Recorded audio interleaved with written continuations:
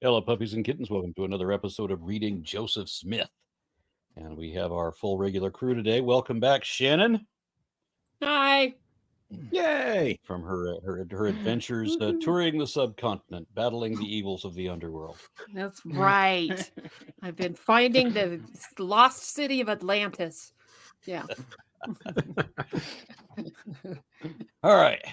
And we have gotten out of Alma. And now we're in the book of Hell of a Man. No welcome Yeah. back for Tomer. Tomer, I want you to remember Tomer, this we're moment. happy to have you back, hello. even if Yes. Aaron isn't. Yeah. Ignoring me completely. That's fine. I'm here for you, There was Tomer. no camera on Yeah. him. I couldn't see him there. Well, too bad. Yeah. Hello, I'm back. Yes. By the way, you guys did Hagoth last week, right? The guy that Mormons say immigrated to the Polynesian Islands? Yes. Okay. Yep. Did you talk Departed about and that never too? heard from again. Yeah. I don't think we talked about that we because that didn't does not talk sound about that. familiar at all. Yeah, because he built a boat and took off and then comes back again and he takes a bunch of people. Mormons say that was the immigration of Lamanites to the Polynesian Islands, and so that they can answers lay it. claim to them as well. There you go. Yeah. Oh yes, I remember. So that they could pretend that all Native Americans, even in Hawaii, even in Pacifica, Yeah, could still, yeah. anybody with brown skin is a Lamanite. Basically, that's what they're coming down to. Yep. You So know, it is- black and so- people are different. I mean, even though there are black people whose skin is brown, they're still black, and so that's a whole different ball game to Mormons. But anybody else with brown skin are Lamanites. No, Yeah. but that kid Kyle that Bryce and I both debated, he said no. It was just certain ones. Some does not mean all. Kept Uh-huh. saying.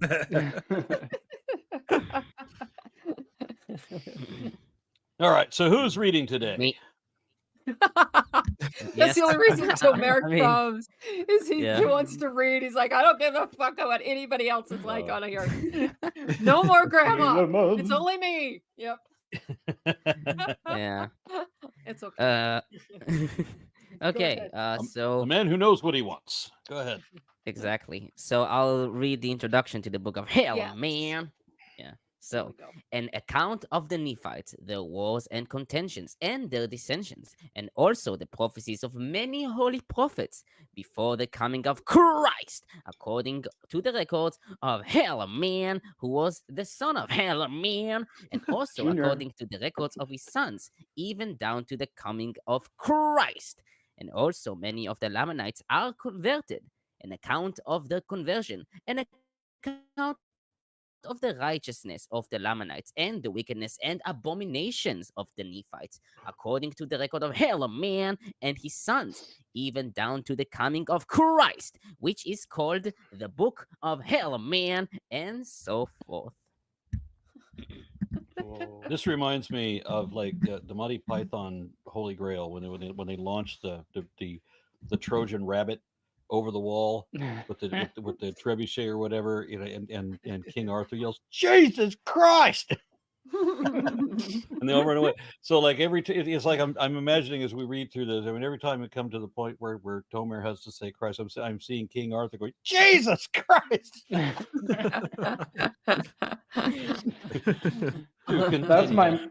That's my mom's favorite movie, which is so weird because she's really fuddy-duddy LDS. That is weird. I know It's very somebody weird. whose father died laughing watching that movie. Holy crap!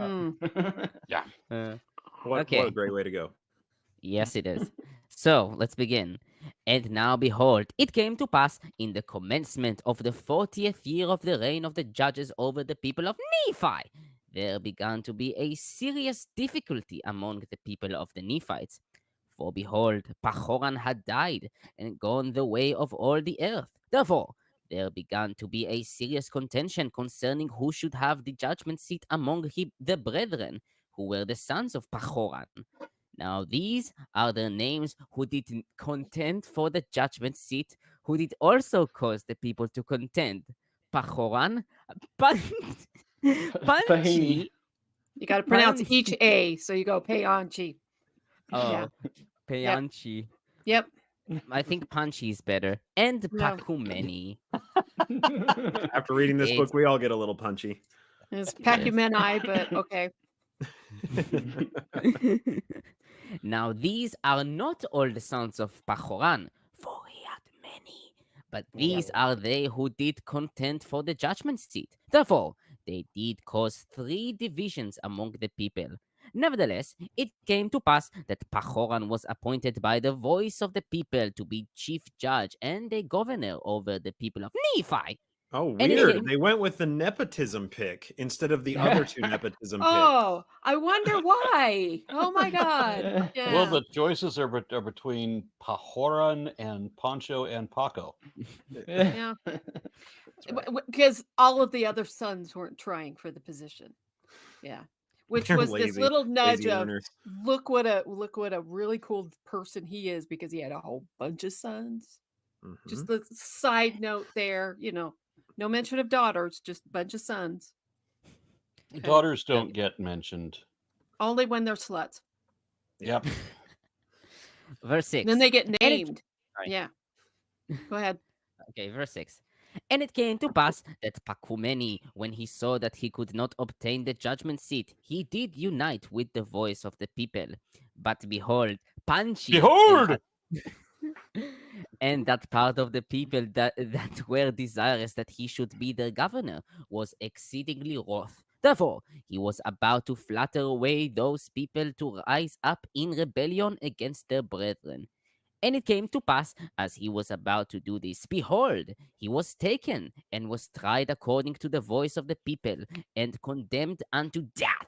For he had raised up in rebellion and sought to destroy the liberty of the people. Now, That's, Treason. I mean, that's just Behold! I'm just saying, just precedent. If you have political rivals, you just murder them all. We all have agreed that is the virtuous thing to do, according to this book.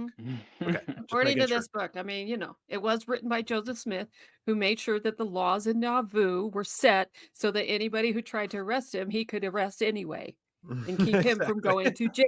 Yes, this is who wrote this fucking book. Yeah. Mhm. Now, when those people who were desirous that he should be their governor saw that he was condemned unto death, therefore they were angry, and behold, they sent forth one Here it comes. Kishkumen. Yes. What? Oh, That's it's the getting same even better. than you got there. It's getting better. I promise. I Oh, forgot to God. say behold again. I'm falling behind. Even to the judgment seat of Pahoran, and murdered Pahoran as he sat upon the judgment seat. And he was pursued by the servants of Pahoran. But behold, so speedy was the flight of Kishkumen that no man could overtake him. Kishkumen What- Bolt, what- that's his name. I'm a little surprised at this. I'm surprised at this that this my Mormon family never mentioned this to me. My daughter's name is Kishka. Oh dear. Oh dear. The dumb thing is Mormons are so self-righteous looking in this because they're like, well, he was committing treason. He wanted, he didn't like the vote. So therefore, of course, he deserved to die. They don't really see all of the issues. He didn't like the vote, therefore Yeah. he deserved to die. Yeah. Mhm. But then they also are like, Trump won. Anyway, Mhm. yeah. Save the country. Yeah. And he went unto those that sent him, and they all entered into a covenant. Yeah, swearing by their everlasting maker that they would tell no man that Kishkumen had murdered Pahoran. Okay, this is Therefore- important. Wait, hold on. This is So important who right are now. the Kishka men? These are guys that are supporting the guy who lost. They are election. supporting Payanchi. So now they don't like Pahoran and all that stuff, and Kishkumen is the guy who killed Pahoran, the father Pahoran, and so we have to deal with the sons of Pahoran. Okay, now this is important here because this is leading into what's coming up, and I don't think it's in this chapter. I think it's in the next one, but this covenant that they swore that they would tell no man that Kishkumen had murdered Pahoran.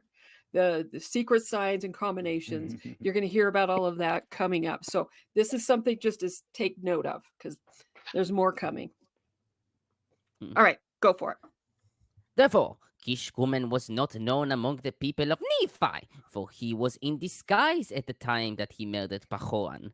And Kishkumen and his band, who had covenanted with him, that was a bit weird, did mingle themselves among the people in a manner that they all could not be found.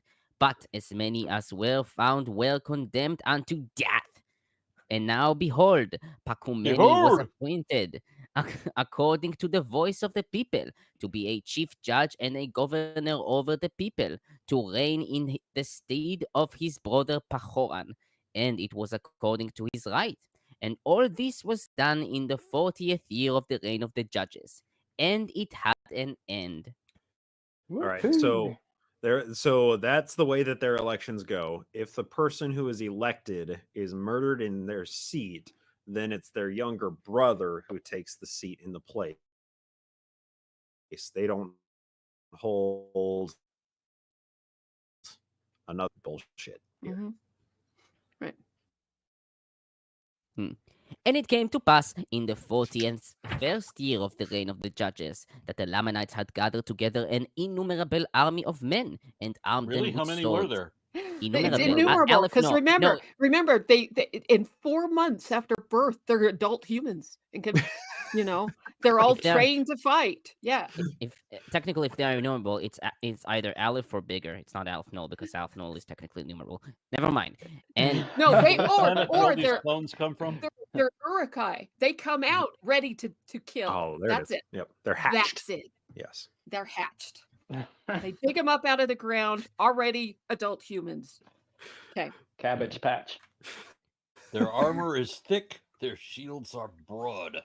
I mean, Yes. It literally says that very next thing. Yes. And armed them with swords, and with scimitars, and with bows, and with arrows, and with headplates, and with breastplates, and with all manner of shields of every kind. That are apparently dissolvable in dirt and water for some reason. Yeah. Because they didn't have them before. Yeah. According to they Kyle, fought naked before. Yeah. And they're still finding stuff. And they came down again that they might pitch battle against the Nephites. And they were led by a man whose name was Coriantumr. Nice. And he was a descendant of Zarahemla, and he was a dissenter from among the Nephites, and he was a large and a mighty man. Mighty man. Oh, Therefore, just like... Okay, never mind. I was just thinking about what was the kid that started writing all of this, because he was a large and manly man, or so he said himself many times. Of great stature. Therefore, the king of the Lamanites, whose name was Tubaloth. Huh? What's better than Taserface? Who was the son of an idiot, supposing that Coriantumr, being a mighty man, could stand against the Nephites with his strength and also with his great wisdom, insomuch that by sending him forth he should gain power over the Nephites. Dash! Therefore I missed that dash. Oh, yes, he did. Look at back to there. Therefore, he did stir them up to anger, and he did gather together his armies, and he did appoint Coriantumr to be their leader, and did cause that they should march down to the land of Zarahemla to battle against the Nephites. And it came to pass that because of so much contention and so much difficulty in the government, that they had not kept sufficient guards in the land of Zarahemla, for they had supposed that the Lamanites' threat durst not come into the heart of their lands to attack that great city, Zarahemla. But it came to pass that Coriantumr did march forth at the head of his numerous host, and came upon the inhabitants of the city, and their march was with such exceedingly great speed that there was no time for the Nephites to gather together their armies. Therefore, and of course, not to forget, we just spent how many years of them battling each other all the time? And now all of a sudden the Nephites weren't ready for another battle? Really? This is And the in new Zarahemla, generation.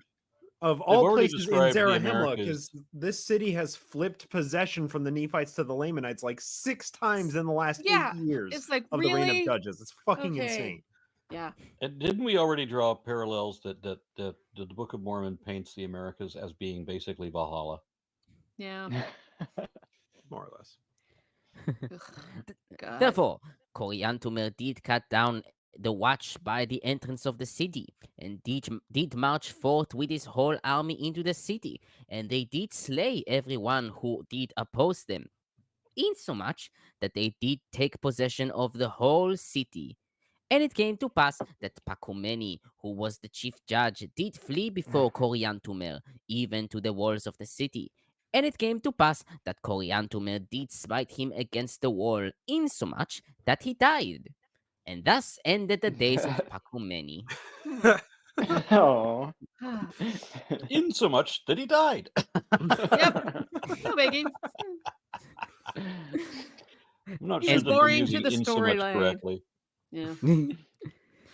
Then now, when Coriantumr saw that he was in possession of the city of Zarahemla, and saw that the Nephites had fled before them, and were slain, and were taken, and were cast into prison, and that he had Wait, they were obtained the slain and cast, and then And taken, and then slain cast and into taken prison. and yeah. So they were Dead like bodies. piling the dead bodies into the prisons. It's easier to have dead bodies because then you could just pile them on top of each other and they don't take up as much space. And you don't have to feed them. Wartime And- logistics lesson with Shannon. There you go. Prisoners are expensive. They are very, very expensive. Yes. and that he had obtained the possession of the strongest hold in all the land. His heart took courage, insomuch that he was about to go forth against all the land. And now, and now he did not tarry in the land of Zarahemla, but he did march forth with a large army, even towards the city of Bountiful. For it was his determination to go forth and cut his way through with the sword, that he might obtain the north parts of the land. And supposing that the greatest strength was in the center of the land, therefore he did march forth, giving them no time to assemble themselves together, save it were in small bodies. And in this manner they did fall upon them, and cut them down to the earth. Holy shit. Well, that's the very first time that we have seen actual army-wide strategy being implemented. That's called defeat in detail. That's like that's what Wow. Napoleon was so popular for pioneering in armed combat, was defeat in detail. And here, finally, we are at the end of the war chapters. We are about 3/4, nearing 3/4 of the way through the book, and finally they implement some intelligent military strategy. Mm-hmm. Ugh. But If it's they went beginning to for sound to me like you've got the white pieces that take over this place from the brown pieces, but then in the next roll, then the yellow pieces or the red pieces will come and take over everything because they get the dice roll and then they get the more armies. Or is this all sounding like a risk game to anyone else? Yep. Well, if they were in a Victoria 2 mode, they already researched post-Napoleonic thought. So That's right. Joseph Smith and research. Those are not synonymous concepts. well, okay. But behold, this march of Coriantumr through the center of the land gave Moroniha great advantage. Moroniha. Get all the Moroni. syllables in there. No, they have corrupted the reformed Egyptian and just The totally reformed Egyptian that mispronounced they made up. Right. Yes, They left got it. off 2 ha's. It's Moroni ha ha ha. Moroniha. Notwithstanding the greatness of the number of the Nephites who were slain. For behold, Moroniha had supposed that the Lamanites fled durst not come into the center of the land, but that they would attack the cities round about in the borders as they had hitherto done. Therefore, Moroniha had caused that their strong armies should maintain those parts round about by the borders. But behold, the Lamanites were not Behold. frightened according to his desire, but they had come into the center of the land and had taken the capital city, which was the city of Zarahemla, and was marching through the most capital parts of the land, slaying the people with a great slaughter, both Nice. men, women, and children, taking possession of many cities and of many strongholds. Now remember, it's always the Lamanites that kill the men, women, and children. With great slaughter. Just remember that. That's always them. The Nephites don't do that. Yeah. But when Moronihah had discovered this, he immediately sent forth Lehi with an army round about. Wait, how many Lehis is that? Lehi There's about 12 20th? different Lehis in the entire Book of Mormon. I mean, And a numerical there's more system than would have that with really Nephi. helped. Yeah. A numerical it- system would have really Give us helped. a Lehi the Third. It would simplify things. for us. Yeah. It's just Yeah. dumb. I mean, yeah, there's still gonna be more. There's gonna be these two missionaries, Nephi and Lehi, and all this shit coming up. Yeah. It's just Give me a he Lehi. can't keep figuring out new names, so he just throws in the same one. It's like, well, name Mhm. you after them. Yeah. They're the good guys. That's how you know. Hmm. Yeah. Eh, If with, Pa is at the end of the name, then you know it's a good guy. Yeah. Mhm. Okay. Anyway. we, with an army round about to head them before they should come to the land bountiful. And thus he did. And he did head them before they came to the land bountiful. Because he and didn't gave just unto- say that. Yeah. Exactly. and gave unto them battle, insomuch that they began to retreat back towards the land of Zarahemla. And it came to pass that Moronihah did head them in the retreat, and did give unto them battle, insomuch that it became an exceedingly bloody battle. Hmm. Yeah, many were slain, and among the number who were slain, Coriantumr was also found. Oh. Now behold, the Lamanites could not retreat either way, neither on the north, nor on the south, nor on the east, nor on the west, for they were surrounded on every hand by the Nephites. Because that's literally what surrounded means. Yeah. Behold, they were surrounded and they couldn't go Yes, you didn't anywhere know because they were that. surrounded. Yeah. And thus, and thus had Coriantumr plunged the Lamanites into the midst of the Nephites, insomuch that they were in the power of the Nephites, and he himself was slain. And the Lamanites did yield themselves into the hands of the Nephites. And it came to pass that Moronihah took possession of the city of Zarahemla again, and caused that the Lamanites who had been taken prisoners should depart out of the land in peace. And thus ended the 41st year of the reign of the judges. Well, that was fascinating reading. Last I year know. too. Okay, cool. We Lamanites just- won a bunch of battles. Oh, damn it. We're not supposed to have the Lamanites win. So let's bring in Moronihah, and then the Nephites can win again. Yeah. Can we? Yeah, let's bring back Captain Moroni to finish off these bad guys. He died Yeah. 2 chapters ago. Shit. Moroni. Damn. Moronihah. Yeah. Now we know he's a good guy because Ha is at the end of his name. Yeah. All right, And I we got a just couple of watched the comments to capital read. city fall and then be recaptured all in the span of 1 year here and into the Yep. as well as the rise and fall of a rival political party that were all murdered because they were a rival political party, and and all sorts of political machinations. So it was real I got a couple intense. comments to read here. The Raven 200 offers $5 and says, "Everyone, be sure to consensually clap that button's thick cheeks." There we go. Yeah, hit that Wow. like button. Okay. Yeah. Welcome back, Tomer / Shannon. And then Wait, the Raven we're 200. two different people. We're not the same person. It depends who you choose, who you like the most, I guess. Not making choices here. The Raven 200 offers 200 or $2 and says, "In so much that he died is my band name now." Yes. And gotta be then one word, though, Stupid in so Horror much. Energy. Stupid pretty Horror good. Energy Biden Harris 2024 offers $2 and says, "Helaman 1 is Walmart Game of Thrones." This is the Wish. Game of Thrones that we have at home. Okay, so Tomer, Arn, I have you haven't finished put your it. commentary? Arn, I haven't put it in the private chat, but people have been asking if there's an update about the new dog. Yeah.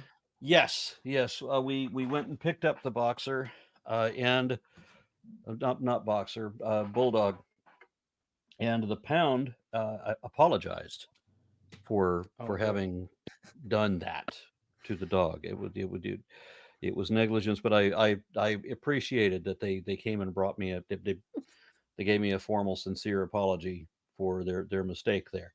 They had put gauze bandage around the dog, and they tried to do it in such a way that it wouldn't.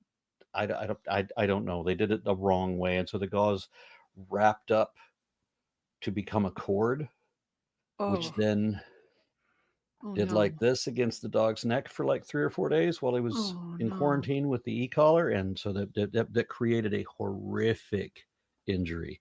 Oh dear.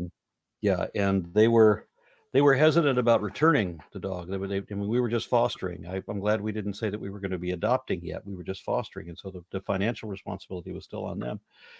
And so there was some discussion as to whether they were going to return him at all because the injuries were so severe. I know that they were thinking that this is too much, but this dog had gone through so much. If I could, I don't want to take time to list everything that had happened to this poor dog in the last 2 weeks, but it's all dramatic. It's all terrible. And he's got a great attitude, which is, it stuns me. It amazes me that you can go through so much and be so, they removed one of his eyes. He was, you could see every rib, you could see every vertebrae. He was so starved when they picked him up, and then after a week nobody came to claim him. Just think about the heartbreak of that, but when we got him, he's suddenly super stupid happy, and he's just like, how can you be one eye, starving, throat slit, all of these terrible things done to you? Now you've got to be locked in solitary confinement for like 2 weeks or 3 weeks because of the severity of his injuries,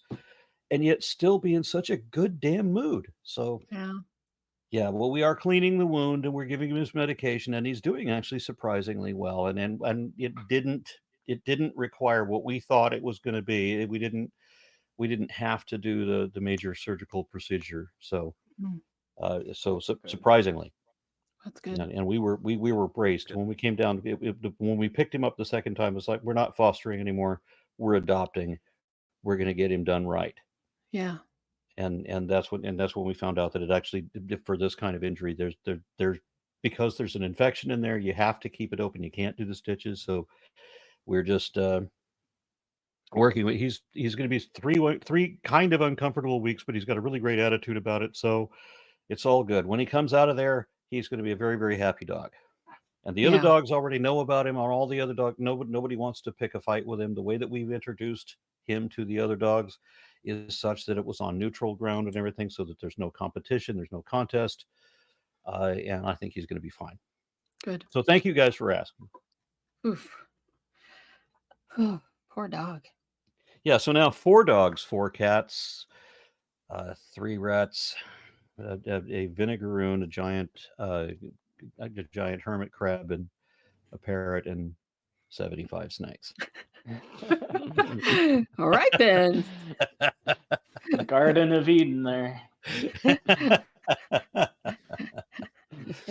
And I feel like I'm forgetting something. Okay, so and then we're at chapter 2. I've read all the comments. I'm moving on to chapter 2, and I will read this one. And unless Shannon wants to do it, I'm always good to read, but you just tell me when. You're the one in charge.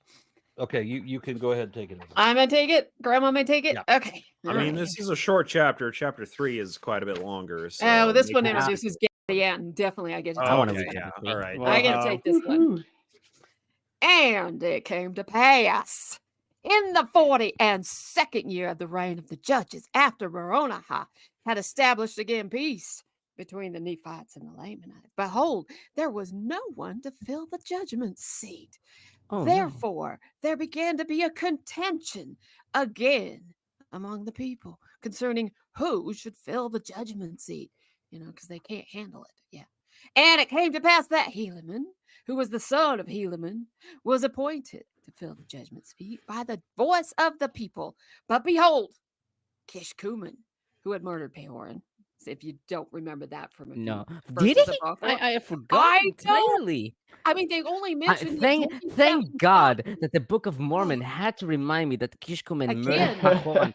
Yeah. Truly written by God, by the For smartness sure. of God.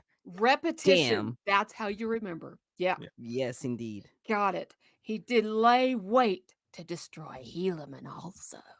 And he was upheld by his band, who had entered into a covenant that no one should know his wickedness.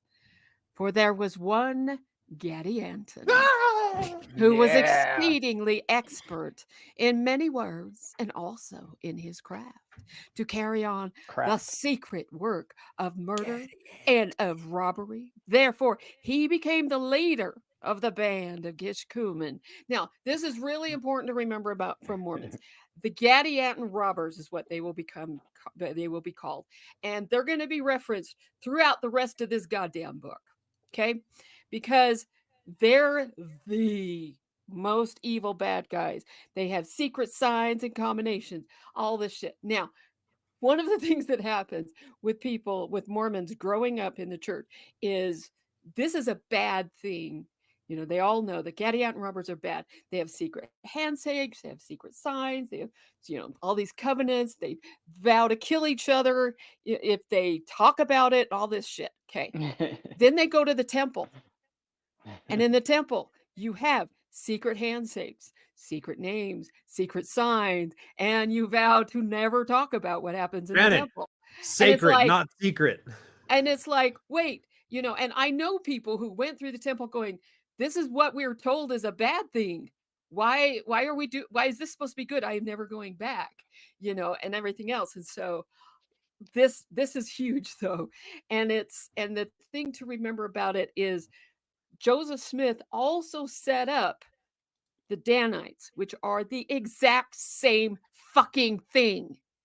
They are the modern day enemy. The modern day now is the SCMC, which is I forgot. What does it all stand for? Church Members Committee. Yes, it's the modern day Danites. It's the Porter Rockwells. It's all of these. They where the church is defending their position or whatever the fuck. Anybody who goes against what they say, they used to send out Porter Rockwell to kill him. It all goes back to this. So Gadianton robbers, this is something church loves. So and it came to pass. Yes, indeed. That's what it means. It all came to pass. It's so interesting with the Danites and all of that stuff, how it was all laid down here and didn't even happen until 20 years later or whatever. That was Joseph Smith's thing. Yeah. And so, yeah, that's a fun discussion. All right. Therefore, he did flatter them. Flattering, remember, flattering is a bad thing. So anytime you see that word in here, it's the bad guy doing it.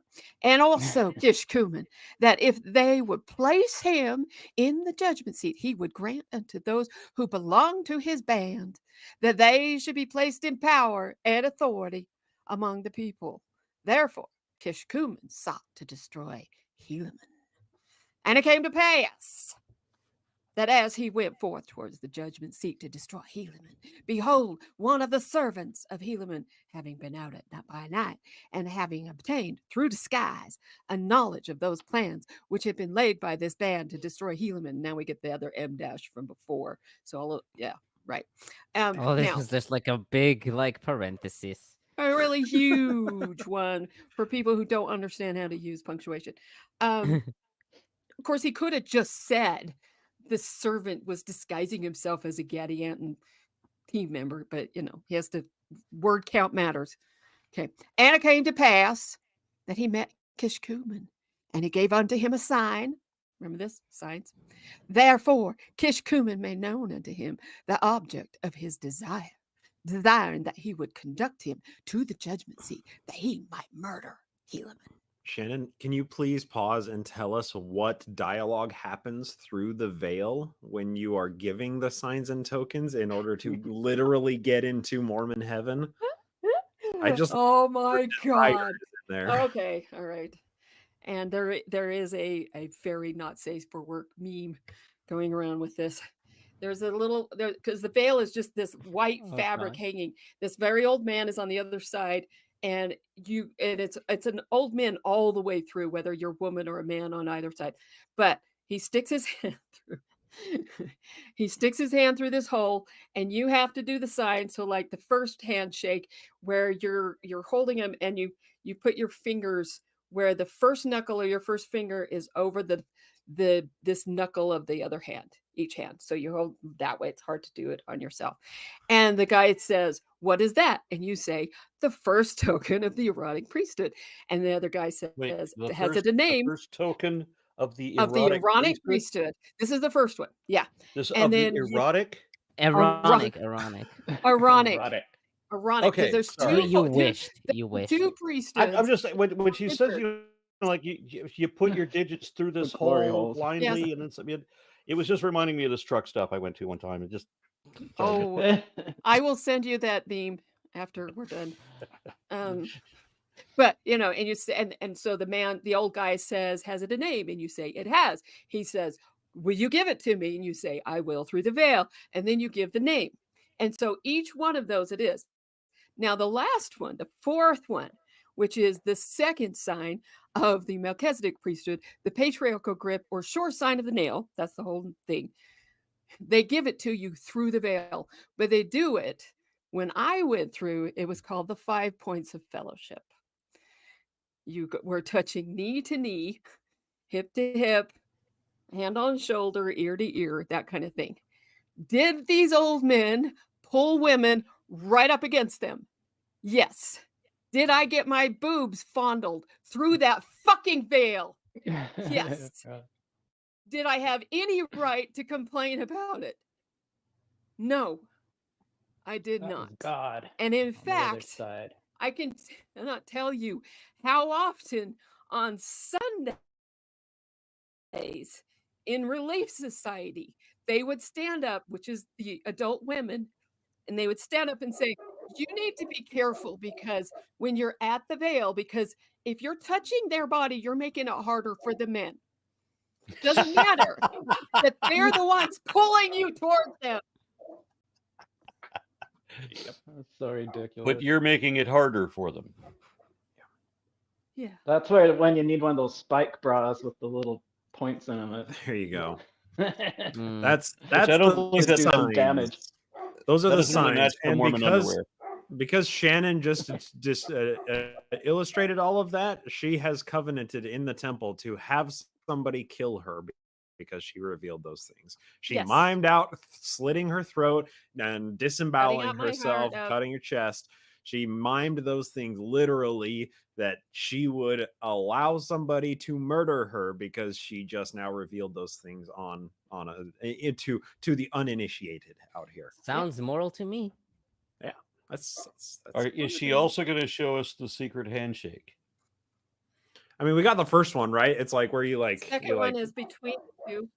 Yeah. Third one is you hold your hand out, the person giving it, because the third one is the first sign of the Melchizedek priesthood or sign of the nail. And so they put their thumb and their forefinger like that. They're indicating where the nail was. And then the last one, the fourth one, the big deal is you interlock little fingers and you grip them. And then I'm trying to remember all of it. Oh yeah. And your first finger goes on the wrist of the other one. So when you're shaking their hand, you interlock little fingers like that.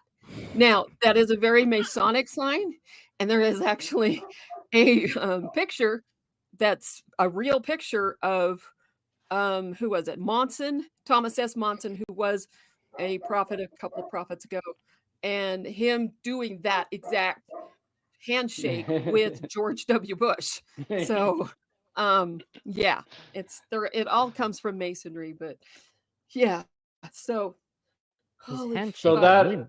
that Bryce, you should have specifically is warned me you were going to do that to me. Holy fuck. I'm sorry that there was like the reliving of the trauma experience through it, but Shannon, like, you're giving voice to a lot of people who suffered sexual assault in the temple. The temple is a sexual assault shrine. It was built for that purpose, and that is the purpose that it maintains to this day. So your experience is by far not an exception. It is not uncommon, and there are probably plenty of viewers who had very similar experiences. Yes, male and who female. probably male and Yes. female, yes, and we know of people on all sides or all aspects of the gender spectrum who have experienced sexual assault at the Veil, and like you vocalizing that might help at least one person to look at watching this, say, I'm not the only one. I thought I was the only one. No, you're not. This No. is a systemic sexual assault problem in the temple. Yes. This is a constant issue that exists to this day. Now, who Well, would have suspected such a thing from a cult? From a cult that's started by a sexual predator. Yeah.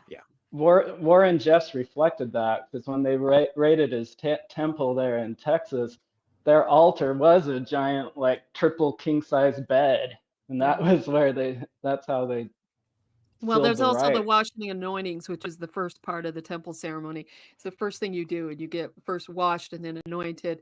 So it's they bless you with water, and it used to, because they are blessing all parts of your body, and so it used to be, when I went through, it was like this. They actually were touching you, each part: eyes, nose, mouth, chin, your neck, everything, shoulders, your breast, your loins, your stomach, your everything, all the way down. And it was in 1900 that they changed it so that the women going through, it was done to, what was done to them was done by women. Before that, it was men.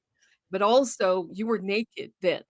Now, by the time I went through doing it, you had a shield, which was just like this really large white poncho without a hood. You had this open thing here. It was open on the side. You were naked underneath, and they would be reaching and doing it. And where the men, their tribes, they were fondled all the way through to their balls, where they had a man touching their balls to bless and anoint it. And the anointing part is done with this consecrated olive oil. Same things everywhere, the entire body. Yeah, I'm glad they switched from cinnamon oil. And you say you invoke the term of the shield. That's like a poncho, right? They are touching you under the shield, so the shield doesn't protect you from shit. Apparently, no. They that's are why reaching underneath, touching your naked body in the temple. Yeah, they don't do it that far anymore because there was too many complaints, and so yeah, go figure. Now it's just they lay their hands on your head and say all of the same blessings, but it's like, yeah, it's. Yeah. Well, thank you for sharing that vivid image. Yeah. And that's the thing about this church is, you read here in this Book of Mormon, members read this, and like I've said 27 times, and I'll say 27 more. The Book of Mormon is used on members, not non-members. And so you read through and you hear about these signs, you hear about combinations, you hear about, handshake, secret this, secret that, and it's always the bad guys. And then you go to the temple and you're supposed to think this is good. And the mind, just the brainwashing that you go through with this is you end up, okay, well, I have problems with this, but the temple is the epitome of where I'm supposed to be. So I can't, it's the emperor's new clothes again. Well, and the members have absolutely no preparation for it too, because like what happens in the temple is deliberately kept from the outside world, but especially away from the members themselves. Now, there are a few examples of people, like individuals who had like maybe good parents who told them what was going to happen in the temple before they went through the temple. But for almost every Mormon who goes through the temple for the first time, everything is totally shrouded in secrecy. They don't know anything of what is about to happen, and then they just walk in not knowing what's going to happen, and then they are exposed to everything that this book calls out as the most evil, horrible things through the Gadianton robbers, through many of the secret combinations that the book talks about. They're exposed to all those things, and like you said, Shannon, like the temple is the pinnacle, right? It is the ultimate achievement for Mormons to do temple work. That is the most righteous thing you can do on the planet. And here you are, secret signs, secret tokens, secret names, secret passwords, secret everything. And the way that most Mormons make it work is, it's not secret, it's sacred. Therefore, it's not the same as what the Gadianton robbers were doing. The way I had to make it work was to say Satan has a duplicate for everything. Yeah. They have recently updated the endowment where they, at the preliminary ritual, they do announce that you are going to have those things happen, and before they tell you can get out. So It's stupid because they were actually trying to cover their asses and make it seem Yeah, consensual. well, they sort of do. It's the endowment, but it's not for the initiatories. Now, the initiatory part, which is the washing and anointing, where they give you the garment, you promise to always wear it and all that shit. That one, you are now fully clothed.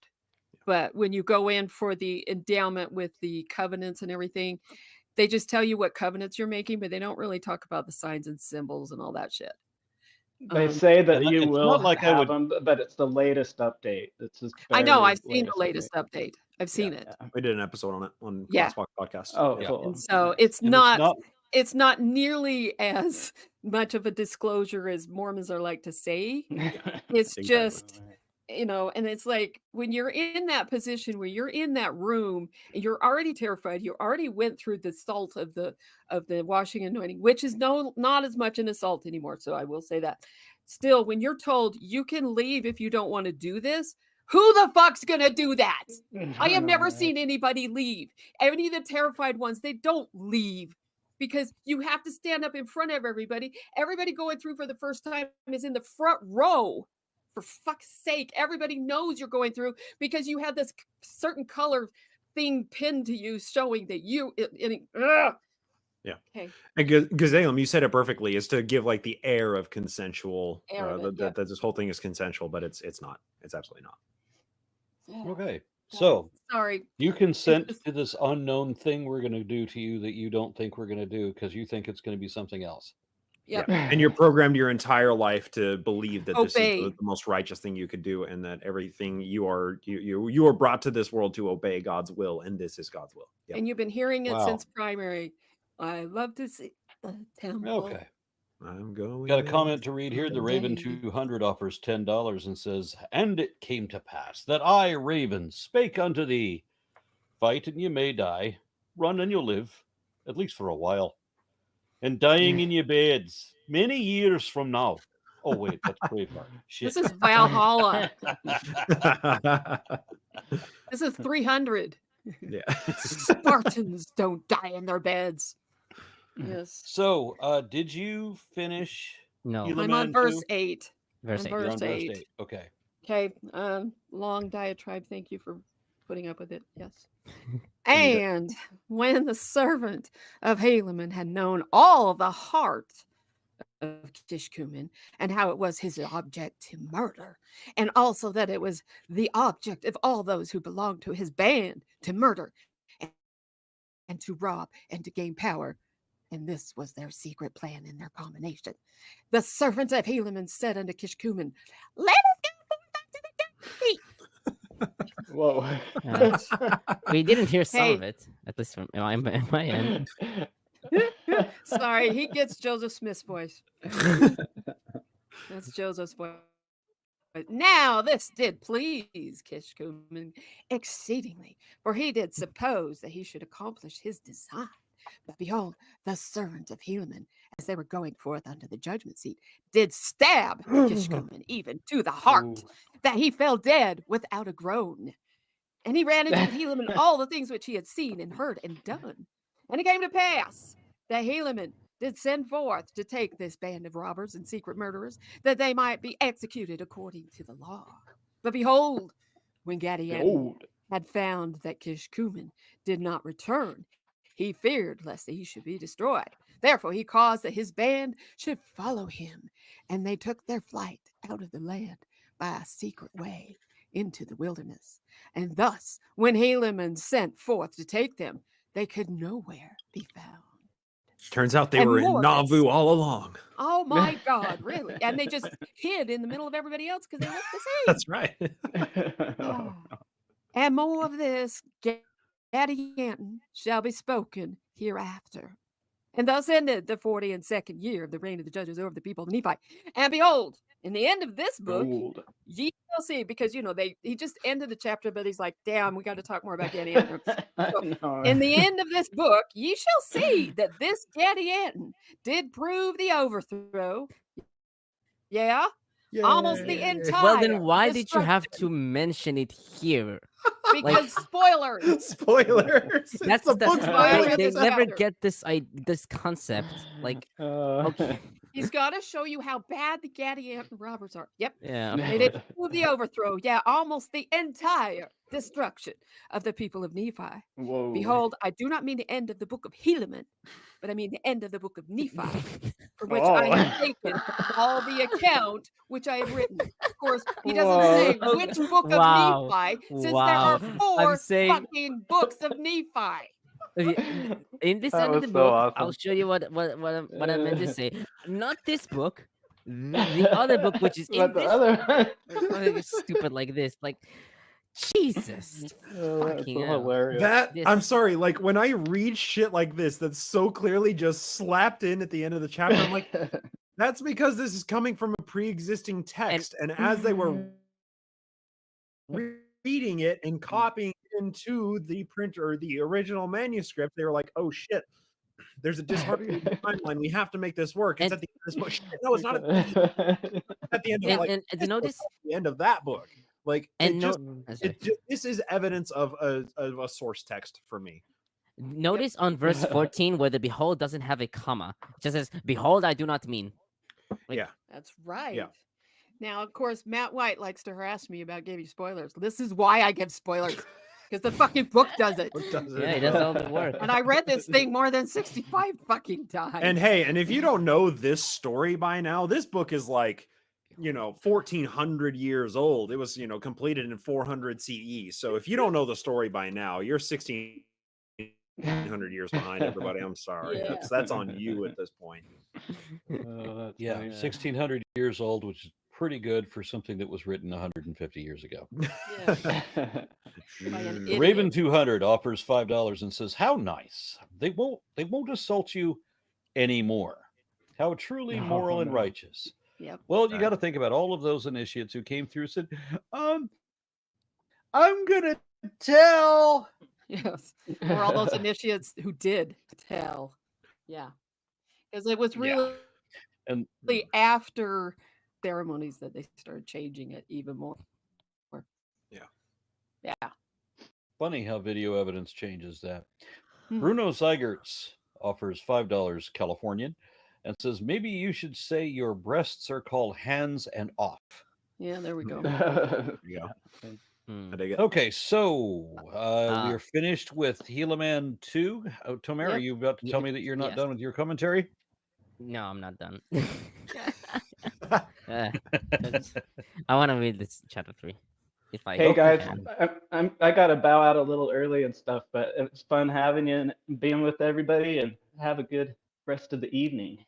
Yep. Thank I you, hope you Gazalem. win your Mexican wrestling match that you're about to run. All right, thanks for giving me good luck. See you, Gazalem. See you guys. Bye.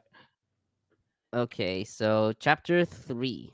Yeah. And now it came to pass in the 43rd year of the reign of the judges, there was no contention among the people of Nephi, save it were a little pride which was in the church, which did cause some little dissensions among the people, which affairs were settled in the ending of the 43rd year. Spoilers, god damn it.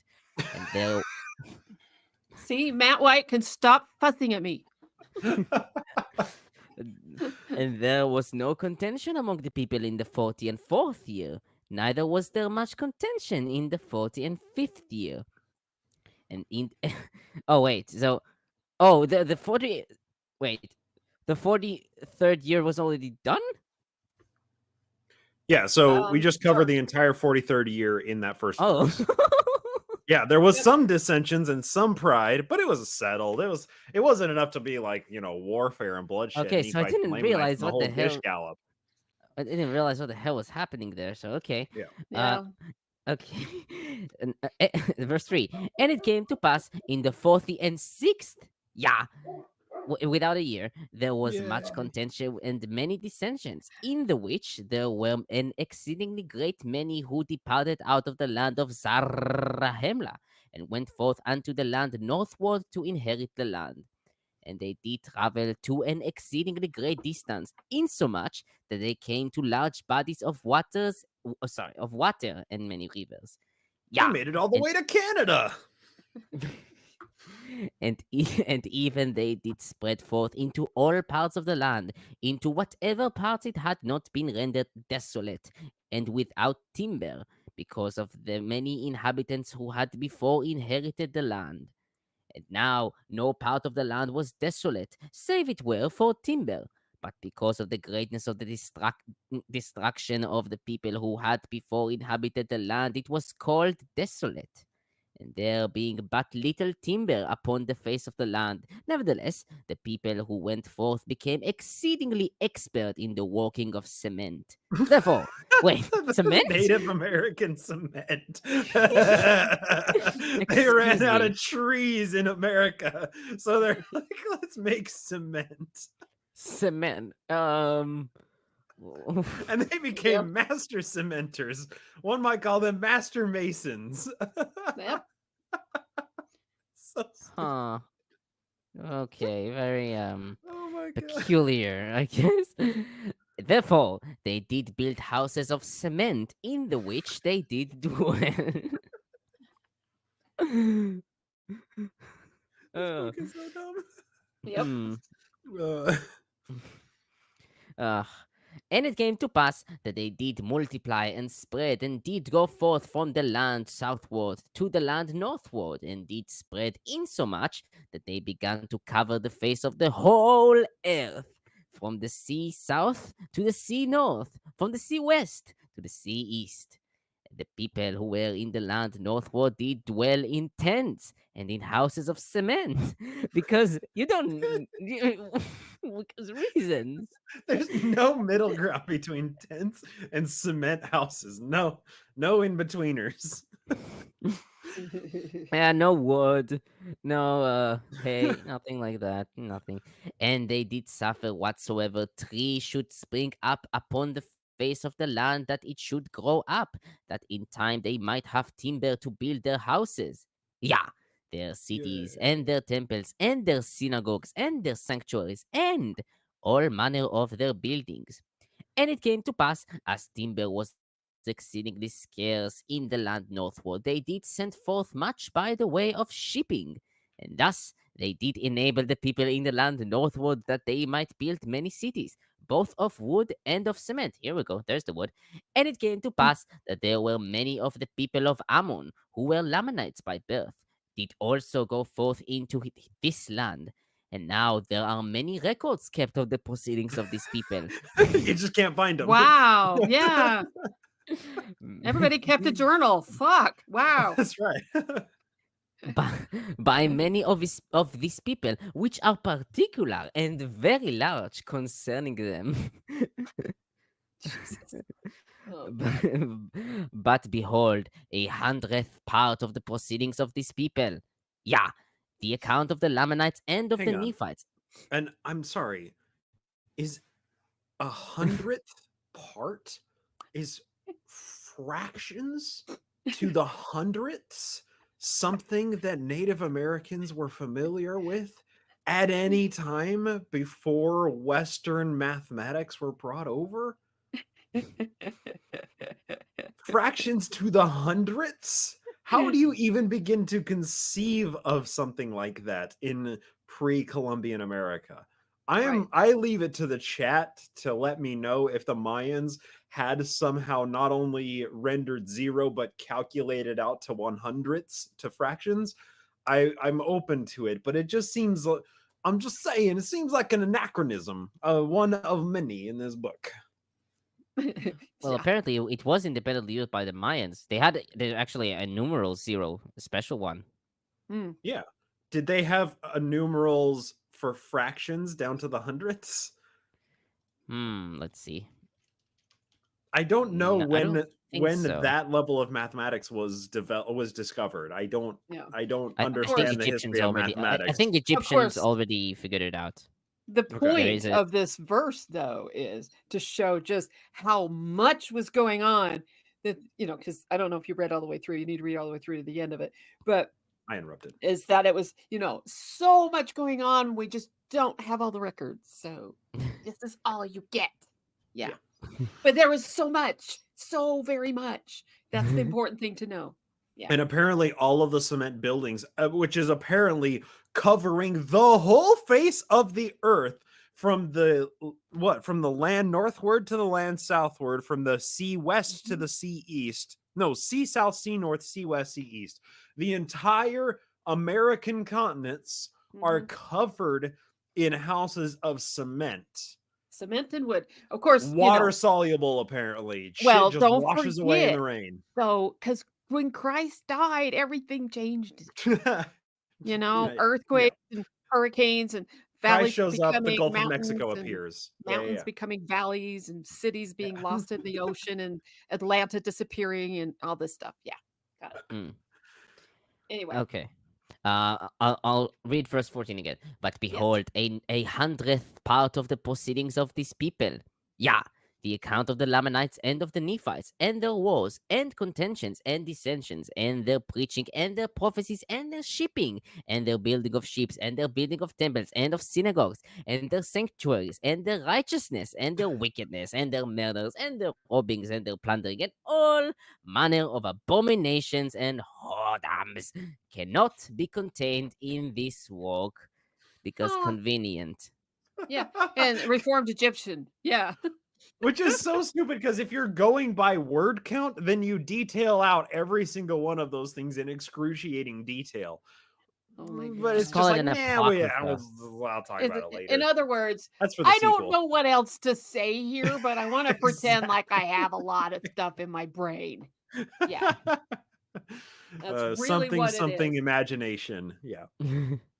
But behold, there are many books and many records of every kind. And they, every kind, really, every kind. Of papyri, of parchment, of metal plates, of laser engraving, because why not? Yeah. Why every kind of record. Every yes. kind. Yeah. Somebody had a magnifying glass and burned it in. Yeah. And this is something that Mormons really cling to as well, is that because Joseph Smith said something about, one of the times seeing the plates in this cave full of records, just tons and tons and tons of records. And that someday, probably during the millennium, when Christ comes and we have 10,000 years of peace because Satan is bound and all this stuff, and then everything happens at the end. When the earth is in its paradisiacal glory, all that fucking shit, that these other records will be translated. Yes. And that's very important to Mormons. So that's one of the things here that they cling to. Yeah. You know what I'm looking forward to, Shan, and this may be a little bit insider baseball, but when COVID hit, all the Mormons were like, oh, this is obviously foreseen because the current prophet was a heart surgeon. So of course a medical professional is running the church when, a global pandemic breaks out. You know what? They need to call a linguist to the apostleship who is young enough to become prophet, so that this repository of ancient American Native American Reformed Egyptian books can finally be discovered and translated. Finally, at long last. We've been waiting for 180 years for this. And all of their, shortened glory of, words that will condense, where one word in Reformed Egyptian will cover a full sentence. Yeah. One little tick is "and it came to pass." Yeah. Yeah. An efficient language. Right. It's very efficient. Because Sorry, Mormons are nothing if not efficient. Oh, God. Okay. Yeah. Verse 16. And they have been handed down from one generation to another by the Nephites, even until they have fallen into transgression and have been murdered, plundered, and hunted, and driven forth, and slain, and scattered upon the face of the earth, and mixed with the Lamanites, until they are no more called the Nephites, becoming wicked and wild and ferocious. Yeah, even becoming Lamanites. What? That's even worse. Book of Mormon, anti-miscegenation. That's fun. That's fun. Yep. And now I return again to mine account. Therefore, what I have spoken had passed after there had been great contentions and disturbances and wars and dissensions among the people of Nephi. And the 40th and 6th year of the reign of the judges ended. All right. So to recap, we had year 42 some crazy shit happened. Nobody brought their towel. 43 happened, and there were some dissensions, but they were quelled. Year 44 was peaceful, no problems at all. Year 45, peaceful, no problems at all. Year 46, the sky is falling, cats and dogs living together, which is to say Nephites and Lamanites living together, wars and dissensions among the Nephites. They have become ferocious, wicked, and wild. Great disturbances and dissensions and wars and contentions. How? Why? Why do we not get... I only point this out once again to reinforce how fucking childish this book is. It's so simple. It's because peace is I'm getting boring. the impression Yes. that the leading cause of death for all Native Americans, according to this book, is being cut down by other Jewish people. Being cut down by white guys. Yeah. Or brown guys. But they're all Jewish, right? Yeah. I mean, essentially, they're all Hebrew. According to Mormons. Yeah. Okay. According to this fucking book. And what verse are you on, Tomer? 19. 19. Okay, I thought so. All right. Yeah. And it came to pass that there was still great contention in the land. Yeah, even in the 47th year, and also in the 48th year. Nevertheless, Helaman did fill the judgment seat with justice and equity. Yeah, he did observe to keep the statutes and the judgments and the commandments of God, and he did do that which was right in the sight of God continually. And he did walk after the ways of his father, insomuch that he did prosper in the land. And it came to pass that he had 2 sons. He gave unto the eldest the name of Nephi, and unto the youngest the name of Lehi. Told you, there's like 47 Lehis in Not here. this shit again. Oh, yeah. He just ran out of names. This is my brother Daryl and my other brother Daryl. Yep. And they began to grow up unto the Lord. And it came to pass that the wars and contentions began to cease in a small degree among the people of the Nephites in the latter end of the 48th year of the reign of the judges over the people of Nephi. And it came to pass in the 49th year of the reign of the judges, there was continual peace established in the land, all save it were the secret Continual combination. peace. Yes. Continual peace Was until established. what, the next commercial break? Exactly. Suddenly, continual peace is established. When a peace is, you just say peace is established. You can't call it continual unless it's been going on for a fucking while. And like this, it's funny now that we're reading this because like we ended Alma and that essentially ended the war chapters. But clearly there's still a whole shitload of war going on. But this is not considered part of the war chapters of the Book of Mormon because it's like, yeah, wars happen. We're moving right on. Keep on soldiering. We're moving on to the next year and the next year. And you get a 46th year and you get a 47th year of the reign of the judges. Because it's just like so expedited because I think that Helaman as a book is a stopgap book. This is not a stopgap, but a filler book that they had the pre-existing text and they're like, we gotta fill in a blank of years that are missing to get us from the reign of the judges to the coming of Jesus. And the Helaman as a standalone book is just a fucking throwaway. Nothing important happens in this book. It's a speed bump. No, and because I mean they're stuck because they've already determined where they're at year wise. BCE versus AD. And since it's already established that Christ was, 0 AD kind of thing, or whatever the fuck it is, he has to do that. And so next book is going to be everything, heading into the big deal. It's so much more amusing than that because Jesus was simultaneously both before 4 BC and after 6 CE. Yeah. Depending on the book, right? Depending on which gospel. Yeah. It's just dumb. Now you're not showing reverence. Oh my God, I know. If only the Oh, Bible God. was as smart as the Book of Mormon to go by the year of the reign of the judges, everything would be linear and make so much more sense. Yes. Stupid Bible. I've It's had clearly not bishops translated sitting correctly. in a class that I was teaching where they actually lecture me for saying something. They're like, "No, Shannon, you're getting it wrong," and I'm like, "Nope, I just read it in that book." God, I hate this book. Okay. Sorry, Tomer, it's a little bit deep into Mormonism. That's fine. So I was at all save it were the secret combinations which Gadianton the robber had established in the more settled parts of the land, which at that time were not known unto those who were at the head of government. Therefore, they were not destroyed out of the land. And it came to Go pass figure. that in this same year there was exceedingly great prosperity in the church. Because everybody paid their tithing. Yeah. Insomuch that there were thousands who did join themselves unto the church and were baptized unto repentance. And How so do you great- have thousands left? I don't understand. What, Because they're Urukai. You're hatching them out of the ground. They're hatched out as adults. Yeah. Dost thou number thine bacteria in thine milk? I mean, okay, Do they I'm have sorry, the white hand of Sauron on them? That's the I question. just wasn't being realistic. Yeah, you weren't thinking. and so great was the prosperity of the church, and so many the blessings which were poured out upon the people, that even the high priests and the teachers were themselves astonished beyond measure. And Okay. Mormons I am also Mormon astonished beyond leadership. measure. Yep.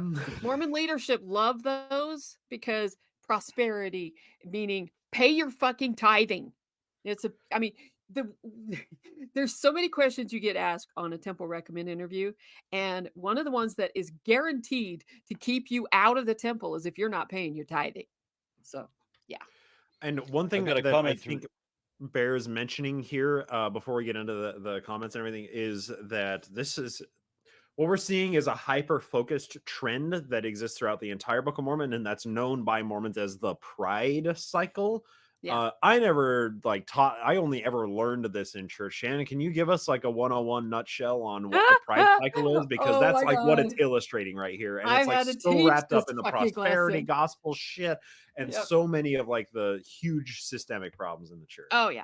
So it starts with you're here and you're humble and you're being good. You join the church, you do good things, and then because you're doing good things and you're paying your tithing, you're doing everything you're supposed to do, obeying all the commandments, everything goes well for you because if you pay your tithing, you will also become rich because you're paying God first, and so all of that goes well, and then you start getting prideful. Well, and hang the on, more no. pride- Specifically, Shannon, pause there. God blesses you because Yes, of your righteousness. God God blesses gives you. you bounty because of that, right? And Yes. and here, You like pay this all the verse where it tithing says and that, offerings. Yep. yeah, the verse itself. So the teachers themselves were astonished beyond measure at the Mhm. financial success of the church. Exactly. And so you personally do, and you thrive and everything else. And then you start thinking it's because of you, not God. So you take pride in it and you stop giving to the church and everything else. And so then God says, hey, fuck you. You're supposed to know this all came from me. So God strikes you down and you lose all your money. You are Job. And then you have to go through and be humbled again. And then you're humbled and humbled and humbled. And then it's like, okay, now I'm humble. I'm going to start it again. So this cycle goes on and repeats. on and on. Yes. So it's the Yeah. casino owner with the ball peen hammer. Can you do that with your left hand? There you go. yeah. Yeah.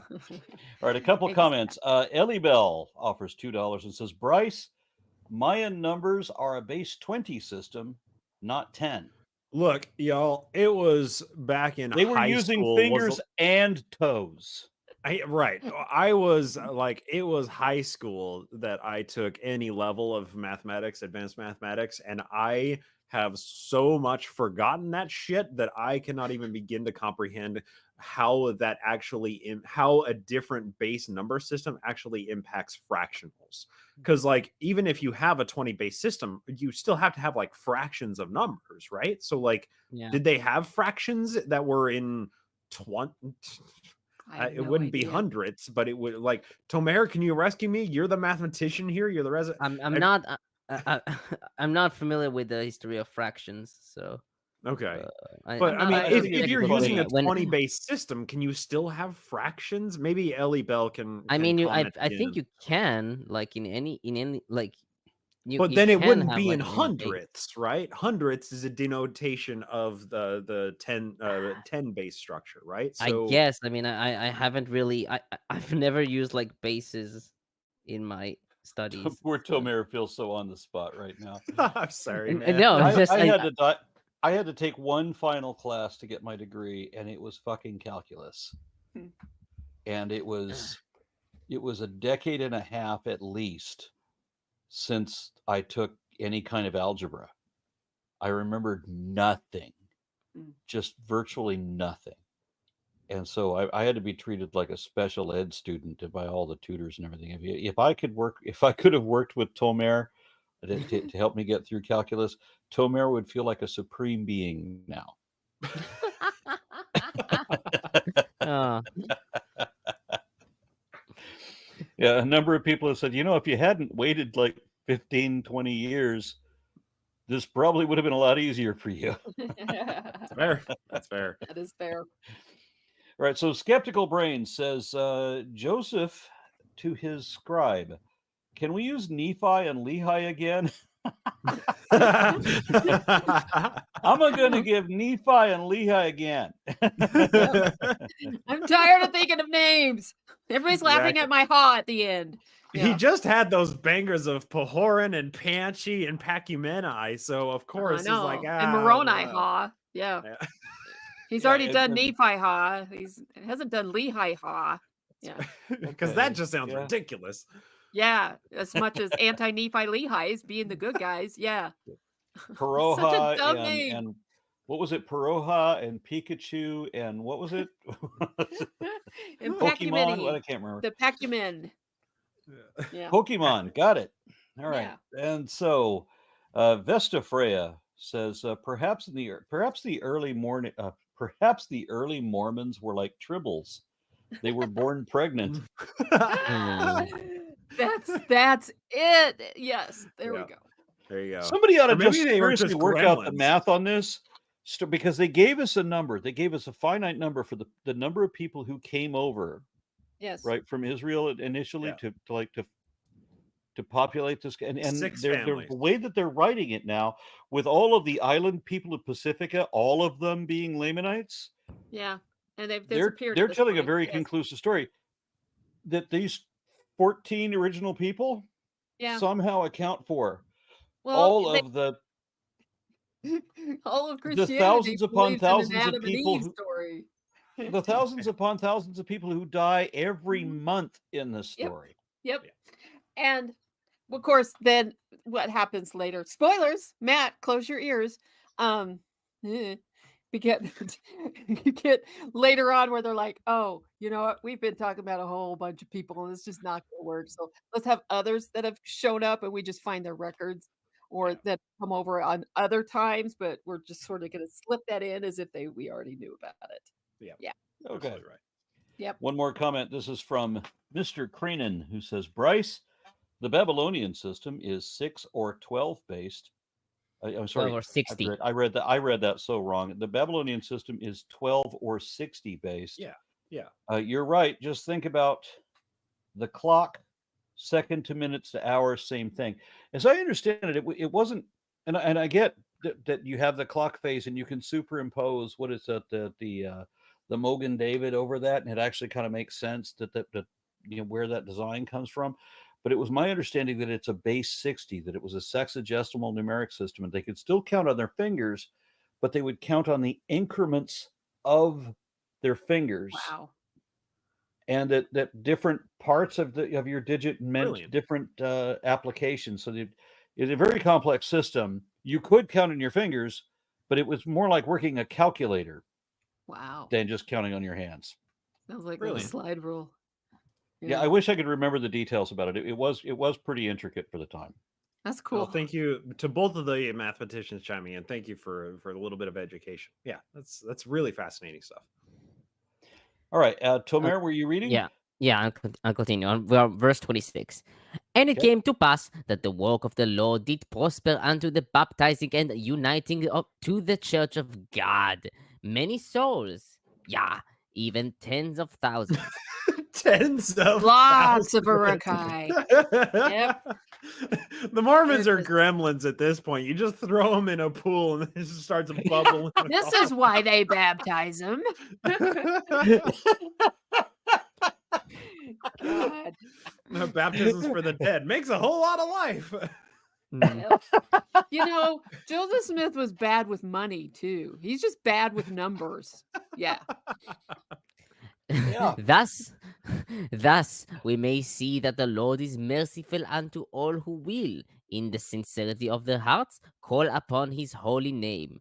That is because there's so much fucking going on. Oh God, yeah, of course. There's so much fucking going on to make all these tens of thousands of people. Who has time with all the killing going on? Thus we see that the gate of heaven is open unto all, even to those who will believe on the name of Jesus. Gate. That's how you explain all of the There we tens of thousands. go. It's a stargate, the gate of heaven. All right, the Book of Mormon makes sense again. All right. They just I don't need know why to we were use the getting so god held up, everybody. Ra, and then we're set. Yeah. Bryce, you still need to see that movie. I do. Yes. Yeah, we see that whosoever will may lay hold. Wait. We see that whosoever will may lay hold upon the word of God. Whosoever will melee. Yeah, I'm having may trouble with lay that hold. too. Yeah. Will may lay hold upon. He has to sound, biblical. So, KJV Yeah. biblical, yeah. especially, which Not is real quick, biblical. Right. which is quick and powerful, which shall divide asunder all the cunning and the snares and the wiles of the devil, and lead the man of Christ into a straight and narrow course across the everlasting gulf of misery, which is prepared to engulf the wicked. Dash! And land their souls, their immortal souls, at the right hand of God in the kingdom of heaven, to sit down with Abraham and Isaac and with Jacob and with all our holy fathers, to go no more out. And in this year there was continual rejoicing in the land of Zarahemla and in all the regions round about, even in all the land which was possessed by the Nephites. And it came to pass that there was peace and exceedingly great joy in the remainder of the 49th year. And also there was continual peace and great joy in the 50th year of the reign of the judges. And in the 51st year of the reign of the judges, there was peace also, save it were the pride which began to enter into the church. Not into the church of God, but into the hearts of the people who profess to belong to the church of God. A place where the M dashes are word used correctly. Very. When we get to these places, when we get to these places of what they call a perpetual peace or continuous peace or whatever they're describing, is it because there's only 5 men left on each side and they're both prepubescent? Sure, why not? Because they keep talking about that, but then they also will mention the Gadianton robbers are still there. So I'm like, do you have peace or not? Are these guys just not doing anything? They're taking a rest? They in hiding? Or what are you trying to say? You bring them out when you need conflict because you know your book is boring. The thing about the military strategy, remember from the previous chapter, where these people, that their strategy is to run away until the sun goes down, then stop running and build camp. Yeah. Then wake up and run Cook away. your food. Then get up and do it again. Yeah. And everybody stops and sleeps. It's Hunger Games. Yeah. All right. And they were lifted up in pride, even to the persecution of many of their brethren. Now this was a great evil, which did cause the more humble part of the people to suffer great persecutions and to wade through much affliction. Nevertheless, they did fast and pray oft, and did wax stronger and stronger in their humility, and firmer in the faith of Christ, unto the Okay, so feeling that they wax strong and firmer until they finish. In the faith of Christ. wait, you like this, alright? Unto the filling of their souls with joy and consolation. So yeah, kind of. This is Joseph Smith, the sexual predator. There you go. Yeah, even to the purifying and the sanctification of their hearts, which sanctification cometh because of their yielding their hearts unto God. And it came to pass that the 52nd year ended in peace also, save it were the exceedingly great pride which had gotten into the hearts of the people. And it was because of the exceedingly great riches and the prosperity in the land. And it did grow upon them from day to day. And it came to pass in the 53rd year of the reign of the judges, Helaman died, and his eldest son Nephi began to reign in his stead. Nephi is 7 years old. Yeah. Are you kidding me? King Tut, here we are. Yep. And it came to pass that he did fill the judgment seat with justice and equity. Yeah, he did keep the commandments of God and did walk in the ways of his father. Wait, Because why so the there, fuck not? Yeah. so there isn't like how do you call it? Not a consort. No The queen? regent. Isn't there a regent? Like if he's a kid, or it's like no, let the kid rule. Well, Isn't you're it supposed the to child's turn a babysitter? you're supposed to turn a blind eye to the fact that it's a child. Yeah. Because I he guess. forgot what the fuck was going on here. He's like, I come guess. on, we need to get to where Christ comes because that's the cool stuff. Yeah. Like Okay. this is more to the thesis. This is a speed bump book, right? Like we Yeah. are like Alma, we spent so much time in each year talking about the minutia of the military patterns and the cities they were attacking and defending, and like all of this totally superfluous nonsense. And now it's like, boom, next year, boom, next year, boom, next year. Like it's just that we are on like the home stretch, baby. We see the light at the end of the tunnel, and it's Jesus coming to nuke the planet. So probably, I'm betting Joseph Smith really wanted to do like what he did with the Book of Omni, where it's just each verse, I'm so-and-so, and this happened, and now I'm giving this records to them. And his scribes are like, no, dude, come on. We need a We little can get more away story. with that once, but we can't do it again. Well, so actually, I think it's the other way around because this was written before the Minor Prophets, before Jeremiah Omni. That was the very last thing So that this was written. done, and he's like, "Oh, that was so boring to do. Yeah, We're just going to say this. exactly. We're going to go through 300 years just saying, oh, and I gave it to this person, and now I'm Yep. old and I'm going to die, so he gets it." Yeah, Exactly. Right. Yep. And not one good story in there. There was so many opportunities just from a literature standpoint. Fucking many. You got And the Gadianton robbers there. For fuck's sake, you can have some fun. And if we are granting from the theological premise of this book, this is the word of God, right? We spent so much time talking about the conflicts between the Nephites and the Lamanites, talking about the wars and contentions, talking about these great military leaders that were actually warlords and horrible human beings. But then when we have these years of peace, the book never fucking tells us how. It never tells us anything about it. It's just like, yeah, this year was peaceful. Moving on to the next year when there were some more wars. Like, except for exceedingly great riches.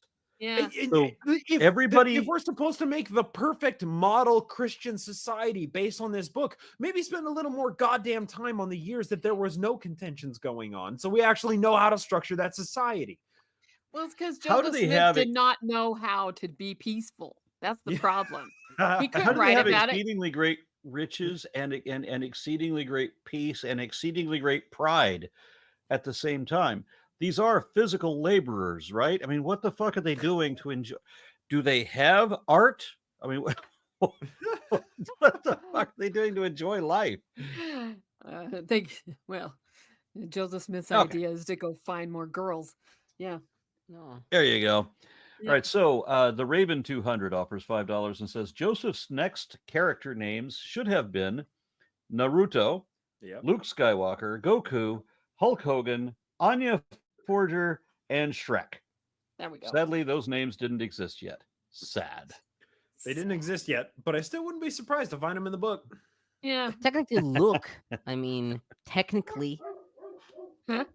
Mormons would find a way to do it. That's right. Yeah. All right, are we going to attempt? We got a full-on half hour here. I'm going to attempt chapter 4. It's a pretty It's, short one. So. it's 26 verses. All right, I'm going to dive into it.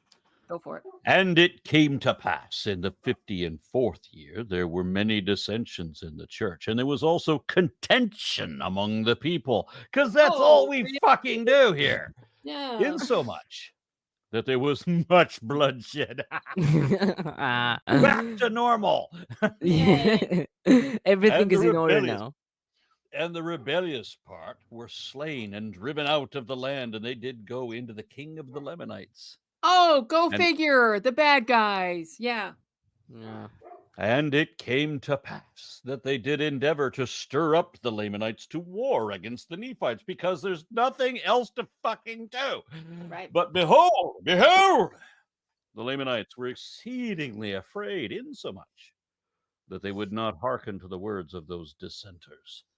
But it came to pass in the 56th year of the reign of Judges, there were dissenters who went up from the Nephites unto the Lamanites, and they succeeded with those others in stirring them up in anger against the Nephites, and they were all that year preparing for war.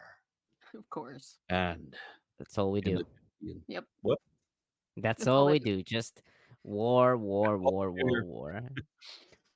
And in the 57th year, they did come down against the Nephites to battle, and they did commence the work of death. Yeah. Insomuch that in the 58th year of the reign of the Judges, they succeeded in obtaining possession of the land of Zarahemla. Yeah. And also all the lands, even upon the land which was near the land of Bountiful. And the Nephites and the armies of Moroni were driven into the land of Bountiful. Right. And there they did fortify against the Lamanites from the west sea even unto the east, it being a day's journey for the Nephite, on the line which they had fortified, and stationed their armies to defend the north country. Oh, All for right. a Nephite? Yeah. Like, Hey, real Winter is fast runners. coming. Yeah. All right. Does somebody Yes. in the chat know the amount of distance that it is from east to west, like right where the shortest distance from the Pacific Ocean to the Gulf of Mexico is? I assume that's probably the Panama Canal. Does anyone know how much distance that is? And is that reasonable for one person to traverse on tapir back in a single day? Because if so, then the Book of Mormon is... Hobbit. If so, the Book of Mormon is planting a flag on where the location is, because it says right here, from the land or from the sea east to the sea west was 1 day of travel for a Nephite. So it's not Then, Missouri. but what is what does it mean for a Nephite? I mean, a Nephite could walk like either 10 meters. They were Okay. giants, so 10 they had meters real the big length- stride. or like The length no, of the not really. Panama Canal from shoreline to shoreline is about 40 miles or 65 kilometers. That's a really fast day for a person to get. That's extremely difficult for a person to get from one side to the other, but a person can do 40 miles in a day. So there we go. The Book of Mormon planted its flag. This right here, this is where the Book of Mormon says this is the Mesoamerican model, is undoubtedly, according to the text itself, the location of Which the Book of was let's not forget that this was virtually impassable jungle at that time. Yeah. Mormon. Yeah. That's barring all of that. Yes, 100%. With snakes You and could be spiders and everything what was else. his name? Was it Hussein Bolt? It wouldn't were in matter. You're not gonna make much distance through this. Yeah. You gotta be Brendan Fraser with Nikes on. That would make you run That's real it. fast. And you're still gonna die of malaria before you get to the other side. And thus Those dissenters of the Nephites, with the help of a numerous army of the Lamanites, had obtained all the possession of the Nephites, which was in the land southward. And all this was done in the 5th and 8th year, 5th and 8th and 9th years of the reign 50 of and Judges. And it came to pass in the 60th year of the reign of Judges, Moroni did succeed with his armies in obtaining many parts of the land. Yeah. They regained many cities which had fallen into the hands of the Lamanites. Oh, Moroni, was Moroni's son, right? He's like 13 at this time. Because Moroni died when it was like the 38th year or whatever. Well, I get the impression that nobody here knows what old age looks like. No. And it Joseph Smith was how old when he was doing this? Yeah. 26? Yeah. Something like that? 25? Yeah. In the 61st year of the reign of the Judges, they succeeded in regaining even the half of all their possessions. Wow. Now, this great loss of the Nephites and the great slaughter which was among them would not have happened had it not been for their wickedness and their abomination which was among them. Yeah. And it was among those who professed to belong to the church of Pride cycle, God. pride cycle, pride cycle. Yep. The cycle continues. And it was because of the pride of their hearts, because of their exceeding riches. Yeah. It was because of their oppression to the poor, withholding their food from the hungry, withholding their clothing from the naked, and smiting their humble brethren upon the cheek, making a mock of that which was sacred, denying the spirit of prophecy and of revelation, murdering, plundering, lying, stealing, committing adultery, rising up in great contentions and deserting away from the land of Nephi among the Lamanites. And they're even guilty of public urination. And he's, of course, not looking in the mirror while he said all these things. Yeah. The truth. And because of this, their great wickedness and their boastings in their own strength, they were left in their own strength. They what? Meaning Because God isn't was like helping them. abandoned them. Yeah. But, they're at the bottom of the pride cycle now. They're By the way, Therefore, throughout all of this, God is an active agent in everything. Even though there's been almost no mention of God whatsoever for 40 chapters, God is an active agent in everything that's going on. So it's like, yeah, if you're like on the slightly good side, then God will just help push that needle towards more good. If you're on the slightly bad side, God is like, no, fuck you. You're going all the way to evil. Yep. God's a weather vane. Therefore, they did not prosper, but were afflicted and smitten and driven before the Lamanites until they had lost possession of almost all their lands. But behold, Moroni did preach many things unto the people because of their iniquity. And also Nephi and Lehi, who were the sons of Helaman, did preach many things unto the people, and did prophesy many things unto them concerning their iniquities, and what should come unto them if they should not repent of their sins. And the people are like, you don't even have your driver's license yet. Why are you giving me life advice? And it came to pass that they did repent, and inasmuch as they did repent, they did begin to prosper.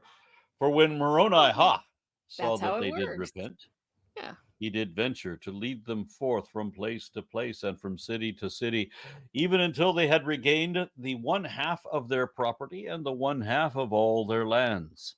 And thus ended the 61st year of the reign of Judges. And it came to pass in the 62nd year of the reign of Judges that Moroni could obtain no more possessions over the Lamanites. Therefore, they did abandon their design to obtain the remainder of their lands, for so numerous were the Lamanites that how the fuck can they be so numerous? Urukai. Actually, we're so numerous were the Lamanites that it became impossible for the Nephites to obtain more power over them. Therefore Moroni did employ all his armies in maintaining those parts which he had taken. And it came to pass, because of the greatness of the number of the Lamanites, the Nephites were in great fear, lest they should be overpowered and trodden down and slain and destroyed. Basically treated the way they Yeah. treat the Lamanites. Yeah.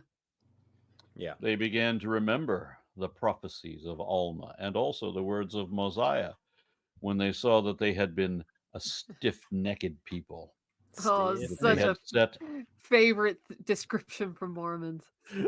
Yes. and that they had set at naught the commandments of God. I'm sorry. Just in Southern terms, naked means naked. Stiff-necked people. That should be a hyphenated, stiff-necked. Oh God. And that they had altered and trampled under their feet the laws of Mosiah, or that which the Lord commanded him to give to their people. And they saw that their laws had been corrupted, and that they had become a wicked people, insomuch that they were wicked even like unto the Lamanites. Oh, their skin started turning dark. Yeah. Never forget, that's the thesis of this book. Skin color means righteousness. Mm-hmm. And because of their iniquity, the church had begun to dwindle, and they began to disbelieve in the spirit of prophecy, and in the spirit of revelation, and in the judgments of God did stare them in the face. And they saw that they had become weak like unto their brethren, the Lamanites, and that the Spirit of the Lord did no more preserve them. Yea, it had withdrawn from them, because the Spirit of the Lord doth not dwell in unholy temples. Oh, Shan. Therefore, Shan. There it that is. line. That's always Yep. said. Yep. Right there. That- That contributes to your thesis. This book is weaponized against members. It Mhm. is not used to get new members. Right there. Right. That phrase, that the Spirit of the Lord doth not dwell in unholy temples. That shit Yeah. is used all the time when somebody Mhm. is admitting that they have sinned to their bishop. A bishop will say that, because it's like, oh, now you have to repent. You have to go through the atonement. It's one of the bludgeons that is used in this Yes. book. Absolutely. Therefore, the Lord did cease to preserve them by his miraculous and matchless power, for they had fallen into a state of unbelief and awful wickedness. And they saw that the Lamanites were exceedingly more numerous than they, and except that they should cleave into the Lord their God, they must unavoidably perish. For behold, they saw that the strength of the Lamanites was as great as their strength, even man for man. And thus they had fallen into this great transgression. Yea, thus they had become weak because of their transgression in the space of not many years. Not many years. You literally just charted every single year for us. You can't count? You can't count back the number of years for us, book? No, because Joseph Smith is bad with numbers. Look how he dealt with money. That's true. He I even keep made forgetting that. counterfeit money trying to get somewhere. Yeah, I wondered about jumping into the next chapter, but fuck no. 52 No. verses. Oh, it's a long No. one. That is entirely too much. Well, we are more than a third of the way through the book of Helaman now. Yes. No, Already? sorry. Is it 16 chapters? A quarter. So we're a quarter It's of the 16 way. chapters, yeah. 16, yeah, we're a quarter of the way through an entire book in one episode. That feels pretty damn good in my book. Yeah. And Yeah, look, folks, that's how much we've done. That's how much is left. That feels pretty Yay! good too. Oh my god. Yeah, no. that's amazing. What would you estimate on how long it's going to take to finish this fucking I think thing? we're about a 3/4, 1/4. So I don't know what, maybe another 6 months of episodes, 5 Probably. months, something like that. Should I wrap mean, it up. some done. of it's going to depend. I mean, the fourth Nephi is going to be boring as fuck because it's going to be, oh, and they went through this year of peace, and 200 years of peace have passed away. Blah, blah, blah, blah, you know, but then it's suddenly, oh, evil. Yeah. Everybody Oh, but So you're saying but- upcoming Bullshit. chapters. We're gonna those are spend so much upcoming time in books. Third Yeah, you're Nephi, saying though. upcoming chapters will be boring. Yeah, go figure. So, but third Nephi, that's kind of the big deal. And that's the one which missionaries use. They will have people that they're trying to get to join the church read the chapter 11 through like 15 or 16, which is when Christ was there. And they make big, huge deal out of that. And so Yeah, you I'm get actually looking those. forward to that one. Yeah. Yeah. Because I That's remember going to be fun. what was it? What the fuck? The guy from the Blaze, who was reciting prophecies from Third Nephi to an audience of evangelical Christians. Glenn Beck. Yeah, Glenn Beck. I couldn't believe that was even happening. Yeah. Does it even matter what fucking mythology we're reading from now? Right. And it'll be fun to compare and contrast the Beatitudes because they're in there too. Yeah.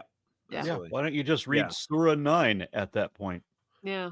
Once we get to the Jesus stuff, the plagiarism from the New Testament gets really out of control. There's so much of it. And then after that is when we get to the fun book in this, which is the book of Ether. And I cannot. Well, we got to do fourth Nephi first, though. Well, but fourth Nephi is a like, filler, like Helaman. Yeah, it's just nothing. Oh, it's got some really like evil shit in it. Yeah. You know how bad they got, and so that's one I always hated having to teach in Sunday school. But because you have to talk about fathers basically raping their kids kind of thing. I mean, it's kind of euphemistically phrased, but that's what's going on. But yeah, fourth Nephi, it is a filler like Helaman is. And then the book of Ether, which happened before everything in the Book of Mormon. Oh, yeah. And so I cannot wait. I cannot wait for the book of Ether. Yep. And you think these battles of, and there's this 1,000 and this 1,000 and this 1,000 and suddenly show up as bad? Wait till you get to Ether. It's these tens of thousands and these tens of thousands and these tens of thousands. Oh, it's so much worse in Ether. Yeah, I cannot wait. Okay. Yep. Looking forward to that. I'm also looking forward to ending this fucking book. I know. Yeah, for real. And then we are reading the Pearl of Great Price because we fucking have to. We have to read the Pearl of Great Price. That is the deal for finishing out this book. We have to read that after. Yes. I will honor your request, sir. Definitely. All right. I don't have any more comments to read. So anybody got the closing statements? We do, because for Glassbox, we do a periodic live show with our listeners, and we have one scheduled for tomorrow, and it'll be on Bryce's YouTube channel. It's 6:00 p.m. Mountain Standard Time. And can I put that in the chat? Do you guys care if I put the link to Bryce's thing Peter in there? will have to do that for you. Okay. Perfect. But if put it in the private chat, and I'll put it in. I just did. I had it at the beginning, but I just did it again. Okay. But yeah, so come and see us on there. Our Patreon patrons, we let them come and join. They send us questions, have us answer, and all that kind of stuff. But those are kind of fun to do. So yeah, we enjoy those. We do them normally quarterly, but there were some little health complications. I've had a shitty year. We didn't stick to our regular schedule of live shows. No, we haven't. My heart's stupid. So we're feeling really excited about this one upcoming next tomorrow. That'll be fun. Yes, we're looking forward to it. Glad to have you back, Shannon. And me too. I apologize, Tomer, for not remembering because you don't have a camera on your face. Yeah. Welcome back, Tomer. I'm glad Tomer's back. Same here. Yes, thank you, Tomer. Thank you very much. All right. Hasta la bye-bye y bias nachos. I